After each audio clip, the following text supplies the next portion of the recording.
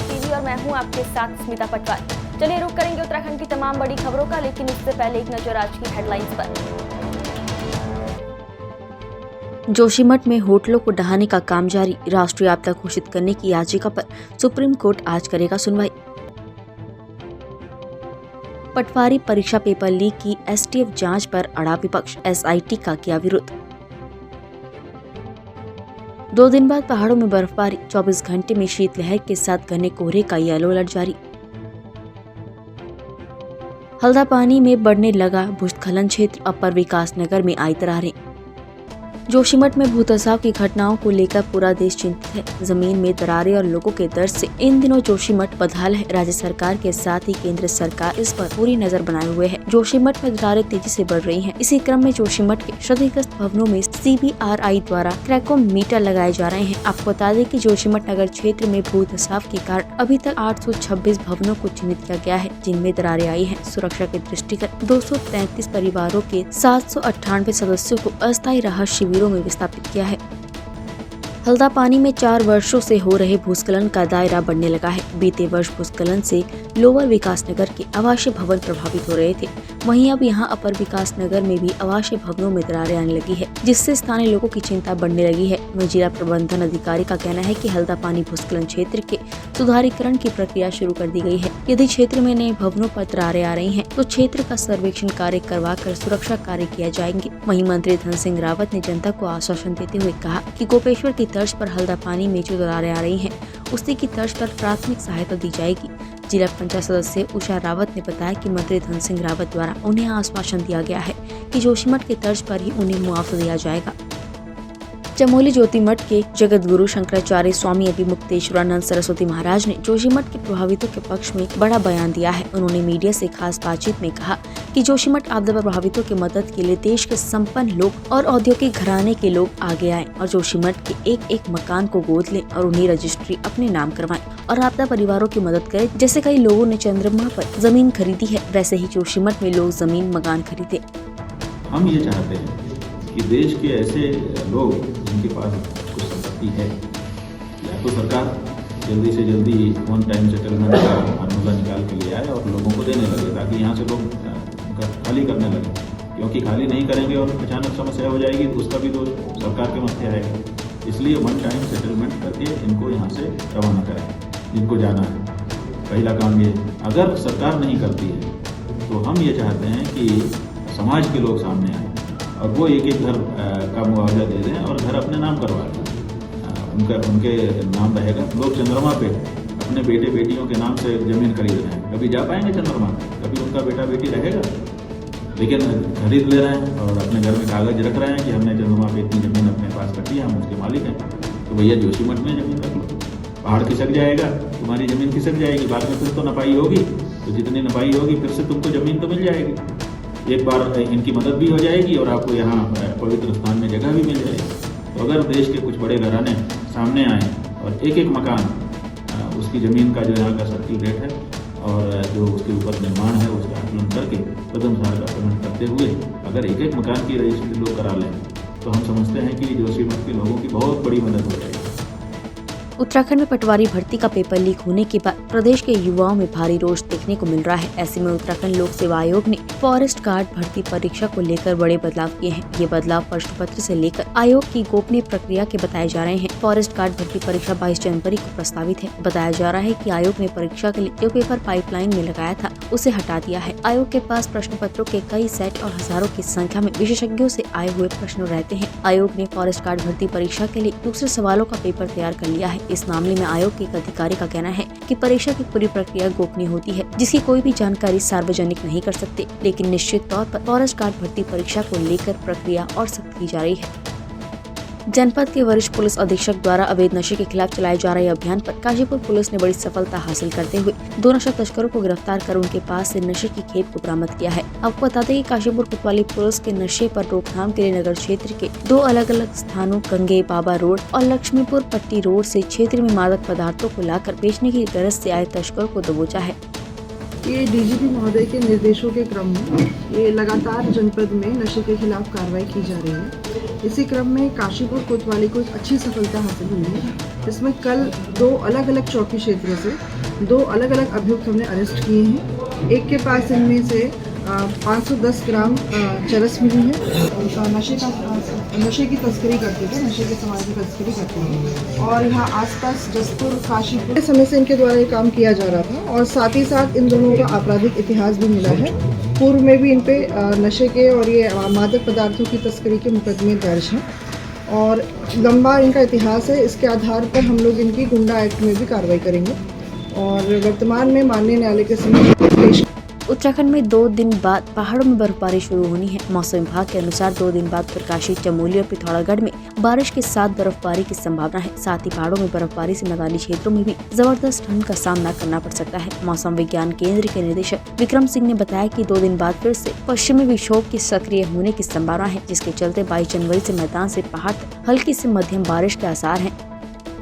उधम सिंह नगर के जिलाधिकारी युगल किशोर पंत ने 33वें सड़क सुरक्षा सप्ताह के अंतर्गत अमरिया चौक सितारगंज में पुलिस राष्ट्रीय स्वास्थ्य विभाग द्वारा आयोजित सड़क सुरक्षा जागरूकता कार्यक्रम में प्रतिभाग किया। वहीं जिलाधिकारी युगल किशोर पंत ने कहा कि मानवीय लापरवाही के कारण सड़क दुर्घटनाएं एक अभिशाप के रूप में सामने आ रही है। उन्होंने कहा कि सड़क दुर्घटनाओं को पूर्ण तरह से जागरूक और सचेत रहकर और सड़क सुरक्षा नियमों का पालन करते हुए अंकुश लगाया जा सकता है। सड़क सुरक्षा सप्ताह मनाया जा रहा है। इसमें यहाँ पर एक कैंप लगा है जिसमें जितने भी वाहन चालक हैं उनका आई टेस्टिंग कराई जा रही है और उनका मेडिकल चेकअप कराया जा रहा है। इससे बेनिफिट होगा कि जितने भी लोगों की टेस्टिंग हो जाएगी तो वो अगर करेक्शन की ज़रूरत है तो वो चश्मा पहन लेंगे और उनका विजन पूरा रहेगा। उसके साथ साथ उनका एक फिजिशियन भी है जो उनके टेस्ट करेगा और अगर कोई बीमारी पाई जाती है तो उसका बिल्कुल इलाज यहीं पे। 33वां यातायात सप्ताह मनाया जा रहा है। ये हर साल मनाया जाता है जिससे कि दुर्घटनाओं की रोकथाम को इसलिए लगाया जाता है। आज यहाँ से सितारगंज कोतवाली पुलिस द्वारा स्वास्थ्य शिविर लगाया गया जिसमें निःशुल्क ड्राइवरों के, टुक वालों के, टैक्सी वालों के, बस वालों के लिए क्षेत्रों की जांच की जा रही है जिससे कि दुर्घटना ना हो और उन यातायात नियमों का पालन कराया जा रहा है और उनको बताया जा रहा है कि तेज सवारी न चले, हेलमेट पहने, ISI मार्का का हेलमेट पहने, सीट बेल्ट बांधे और यातायात नियमों की जानकारी जा रही है जिससे कि दुर्घटनाओं में कमी आ सके। आजकल दुर्घटनाएं काफ़ी हो रही हैं तो जनता को जागरूक किया जा रहा है कि दुर्घटना से कैसे बचाव करा जाए। इसीलिए ये लोग जागरूक करा जा रहा है और इसी तरीके से अभियान अभी 1 हफ्ते तक जारी है। सप्ताह के अंतर्गत हमारे द्वारा आज यहाँ पर निःशुल्क स्वास्थ्य शिविर लगाया गया है। इस स्वास्थ्य शिविर में हमने नेत्र रोग विशेषज्ञ और जनरल फिजिशियन, हड्डी रोग विशेषज्ञ,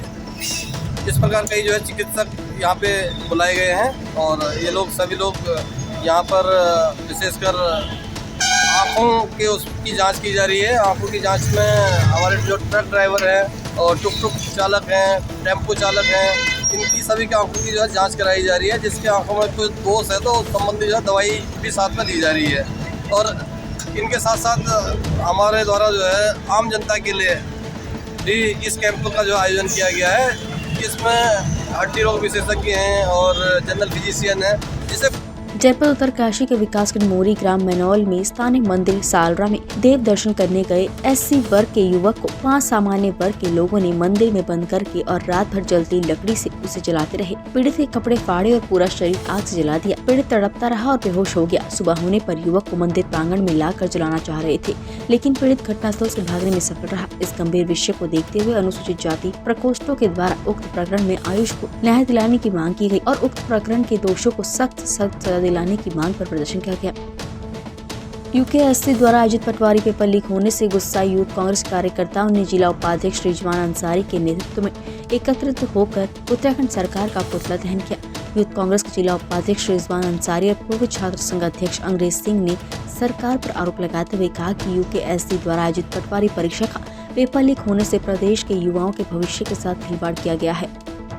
मांग हमारी पुष्कर सिंह धामी ये सरकार से मांग यह है, जो बार बार पेपर लीक होने का काम हो रहा है, युवाओं को अंधकार में धकेला जा रहा है। जो युवा बड़े समय से परीक्षा की तैयारी कर रहा है और उसे एक उम्मीद होती है एक सरकारी नौकरी के लिए, पटवारी का समूह गा की भर्ती निकली, उसमें तैयारी करने के लिए आयोग ने पेपर करवाया। आज से पहले UKSSC SSC पेपर कराती थी उसमें तो अक्सर ही लीक होते थे। अब योग ने पेपर कराया उसमें भी पेपर लीक हो जाना, यही बहुत बड़ी नाकामी है सरकार की। बाकी में इतनी जो है टंकी की पानी लीक नहीं होता है जितना ही उत्तराखंड सरकार में पेपर लीक हो रहा है। बहुत ये पेपर लीक होना इस सरकार का, मैं कहना चाहता हूँ युवाओं के लिए ये बहुत गलत है। युवा बहुत मुश्किल से अपने जो योग्य युवा हैं वो तैयारी करते हैं, पेपर देने के बाद उन्हें पता लगता है कि पेपर लीक हो गया है तो उनके लिए ये कयामत जैसा हो जाता है। इतनी मेहनत करने के बाद, तैयारी करने के बाद पेपर देकर आते हैं। सितारगंज महाराणा प्रताप चौक पर जाइडस वेलनेस कंपनी के वर्करों ने धरना प्रदर्शन करते हुए कहा कि 7 महीनों से अपनी मांग को लेकर वो जगह जगह घूम रहे हैं, लेकिन उनकी मांगे अभी तक पूरी नहीं हुई है। वहीं धरने का समर्थन में बैठे सितारगंज नगर पालिका चेयरमैन हरीश दुबे ने महाराणा प्रताप की प्रतिमा को माल्यार्पण कर हरीश दुबे ने कहा कि हर तरह से वर्करों के साथ है। इस कंपनी ने 1200 वर्करों के परिवार को रोड पर ला दिया है। उनके सहयोग में हम हर तरीके से लगे रहेंगे और उनको हक दिलाकर रहेंगे। यहाँ पर 7 महीने हो गए अभी तक कहना हमारे, ये मान लीजिए कि 7 महीने हो गए। 7 महीने से 1200 लोगों को बेरोजगारी के कगार पर छोड़कर चुपके से चोरों की तरह जो फैक्ट्री भाग गई है, ये लोग लगातार उसका प्रोटेस्ट कर रहे हैं। और प्रोटेस्ट करने का अर्थ ये है कि ये लोग अपनी मांग को, अपने अधिकारों को मांग रहे हैं। ये नहीं कह रहे हैं कि फैक्ट्री के मालिक बनने की बात नहीं कर रहे हैं, ये कह रहे हैं कि हमारा अधिकार हमको दे दो। जिस समय इन लोगों की मेहनत से एक फैक्ट्री से 10 फैक्ट्रियां बना दी, आज ये कह रहे हैं हिसाब कर दिया। हिसाब काय का हिसाब कर दिया भैया? आपने यहाँ पर आकर सब्सिडी हमारी खा गए, जमीन पे हमारी फैक्ट्री लगा ली, जंगल हमारे काट दिए, आज हम लोगों को बेरोजगार करके भाग गए, कह रहे हिसाब कर दिया। ये जो पूंजीपतियों की जो सरकार चल रही है, हम बिल्कुल स्पष्ट रूप में कह देना चाहते हैं कि ये जाइडस कंपनी को खोले और हमारे लोगों को अंदर ले, और फैक्ट्रियों का बंद होना, चोरी से भागने को सरकार अब बंद करा दे, हम लोगों को बेरोजगार करने से रोक लगा दे। नहीं तो ये आंदोलन अब जन आंदोलन बनने जा रहा है और ये जन आंदोलन की सारी जिम्मेदारी बनने की सारी जिम्मेदारी सरकार और प्रशासन की होगी। में है उपवास करके हम ये सरकार को संदेश देना चाहते हैं कि इन्होंने हमको जो भुखमरी के कगार पर 1200 परिवार को, जब भी हम ये शासन का, जबकि हमारे पास ये आदेश है जिसमें शासन ने लिखा कि बंदी अवैध है, इसको लेने के बाद भी हम गए उनके पास कि भैया हमारी फैक्ट्री जल्दी खुलाई जाए, जो हमारा वेतन रोक रखा वो वेतन हमें दे दिया जाए। तो इसमें सरकार ने कोई आश्वासन नहीं दिया, कोई कार्रवाई नहीं करी। हालांकि हमने जन महापंचायत जब सितारगंज में करी थी तो जन महापंचायत में हमारे बीच उपनेता प्रतिपक्ष भुवन गावड़ी जी पहुंचे थे, तो उनने आश्वासन जरूर दिया कि मैं अपने सारे विधायकों के साथ, मुख्यमंत्री और राज्यपाल से टाइम लेके उनके साथ बैठक करके इस मसले को सॉल्व कराने की कोशिश करूंगा, जिसे प्रतिनिधित्व जो है हरीश बनेरू जी जो पूर्व राज्य दर्जा मंत्री थे वो करेंगे, और साथ में जो हमारे लोग हैं वो जाके मुख्यमंत्री से बैठक करके समाधान की ओर करेंगे। ये उनने आश्वासन दे रखा हमें कि ये उत्तरायणी जो पर्व है इसके बाद जरूर हमें समय दिया जाएगा, उनने हमें आश्वासन ये जरूर दे रखा है। और हमारी लड़ाई में हमेशा साथ देने के लिए चाहे भुवन गावड़ी जी हो या सुमित हृदय जी हो, उनने लगातार आश्वासन दे रखा है कि हम तुम्हारे साथ हर प्रयास में लड़ेंगे, हर कदम पर लड़ेंगे, ये उनका आश्वासन है।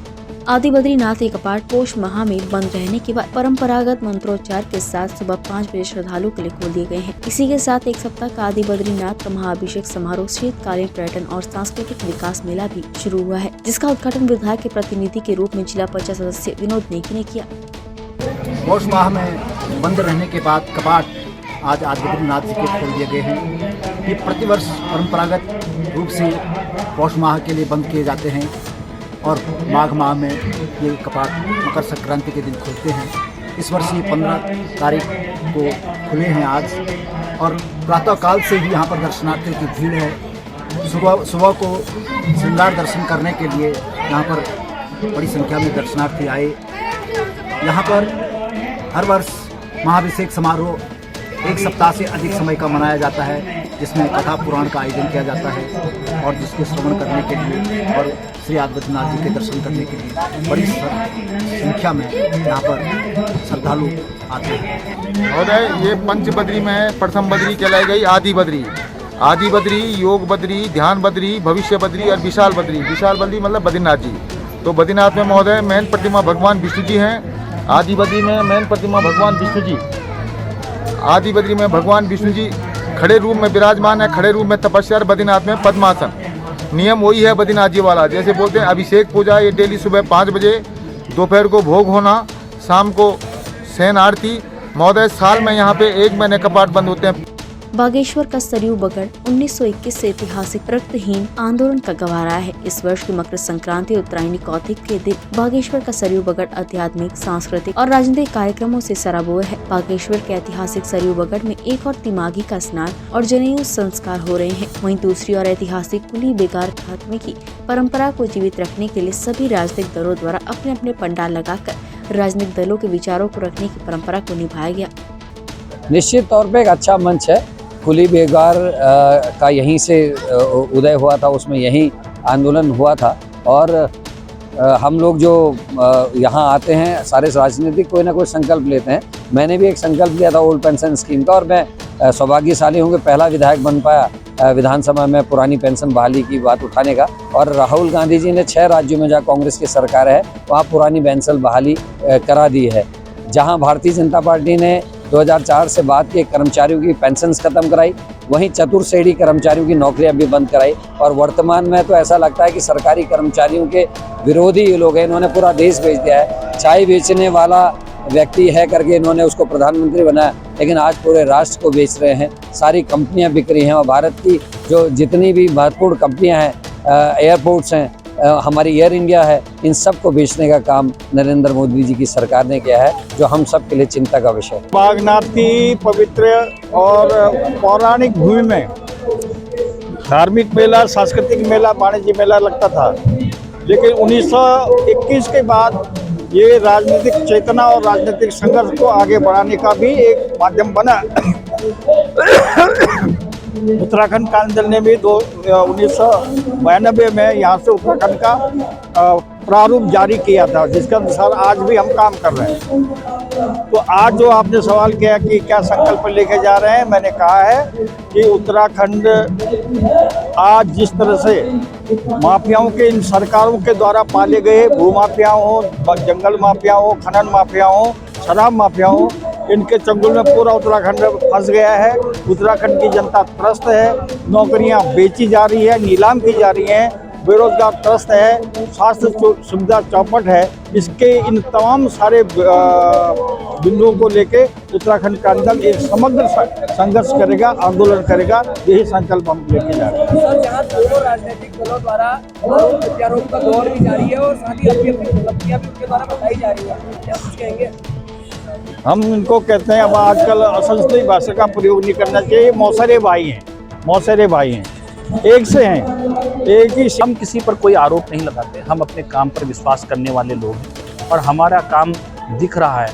और आप भी देख ही रहे कि कितनी मुसीबतों के समय भी, आज कोरोना के समय में जहां मानव त्रासदियाँ हो रही थी, बहुत कष्टदायक स्थितियाँ हो रही थी, आज हम सब लोग कोरोना के उस लड़ाई को जीतते हुए नरेंद्र भाई मोदी जी के मार्गदर्शन से आगे बढ़ रहे हैं। तो वहीं विकास को भी हम आगे बढ़ाने का काम कर रहे हैं। मैंने आपसे जैसे कहा कि आपको लगता है कि आप सबको दिखता भी है, कौन समझता था कि पहाड़ उत्तराखंड के राज्य में भी पहाड़ों के अंदर भी ट्रेन आ पाई।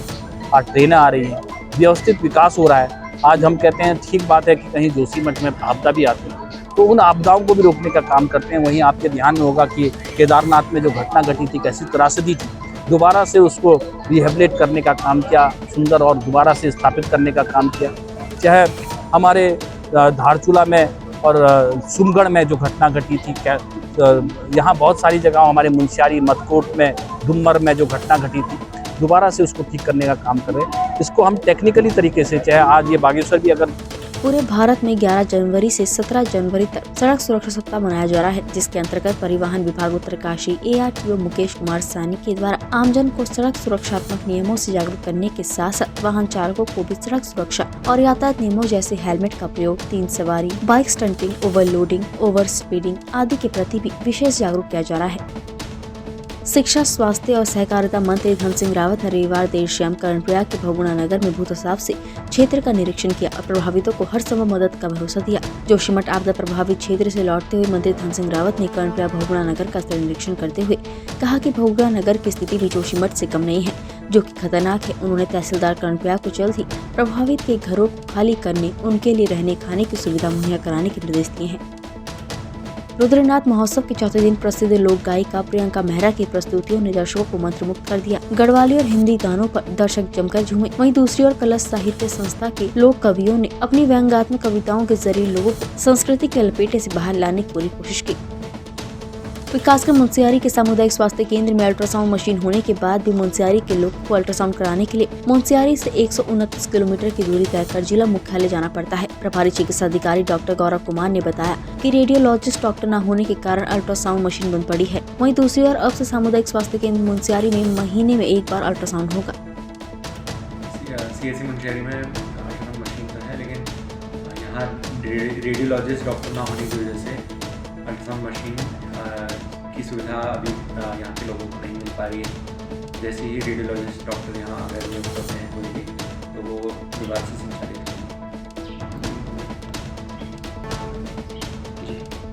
इसके अतिरिक्त हमारे वहाँ महीने में एक बार रेडियोलॉजिस्ट डॉक्टर के देरीनाग स्थित निजी क्लिनिक से संदर्भित एक डॉक्टर के द्वारा यहाँ पे एक महीने में एक बार गर्भवती महिलाओं एवं जो भी अल्ट्रासाउंड कराना चाहते हैं तो क्षेत्र के लोगों को महीने में एक बार ये सुविधा मिलेगी अल्ट्रासाउंड। बागेश्वर के प्रसिद्ध पीपलेश्वर महादेव मंदिर सेल्टा कमेडी में 15 जनवरी से रामचरितमानस पाठ का आयोजन हो गया है और 12 फरवरी तक इस भव्य कथा पाठ का आयोजन होगा। समाज सेवी नवीन खोलिया ने बताया कि महंत शरणानंद गिरी महाराज के सौजन्य से इस भव्य कथा का पाठ का आयोजन हो रहा है।